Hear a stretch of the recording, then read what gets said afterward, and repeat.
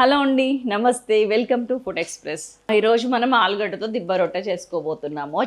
ఇంట్లో మీ పిండి ఉందా? ఏదన్నా రోజు బ్రేక్ఫాస్ట్ చేసే పిండి ఎనీథింగ్లో ఇది చేయొచ్చు, లేదంటే మాత్రం కొత్తగా కూడా కలుపుకోవచ్చు. ఇంగ్రీడియంట్స్ ఒక్కసారి చూద్దాం రండి.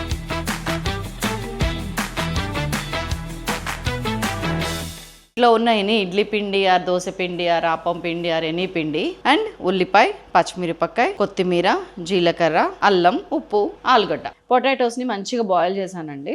బాయిల్ చేసినవి ఒక 250 గ్రామ్స్ ఉన్నది. ఇప్పుడు మన ఇడ్లీ పిండి ఉంది కదా, దాంట్లో కూడా వేసి మిక్సీ చేసుకొని వస్తాను ఫస్ట్. చలో, మిక్సీ రెడీ అయింది. గ్రైండర్ ఇది కొంచెం గట్టిగా ఉంది. నేను మెల్లమెల్లగా వాటర్ యాడ్ చేసుకుంటా చక్కగా దీన్ని కన్సిస్టెన్సీకి తీసుకొచ్చా.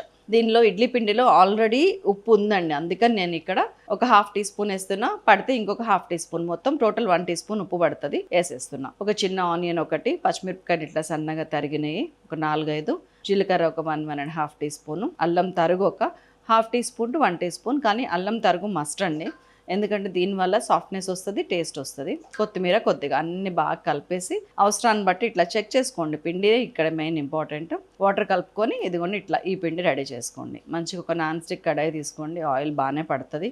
నేను ఒక 2-3 టీ స్పూన్స్ వేసాను. ఇక్కడ ఇడ్లీ పిండి 2 గంటలు వేసాను. మూత పెట్టాను, ఒక 4-5 నిమిషాలు ఉడకనిచ్చాను. ఆ తర్వాత మూత తీసేసి తిప్పేశాను.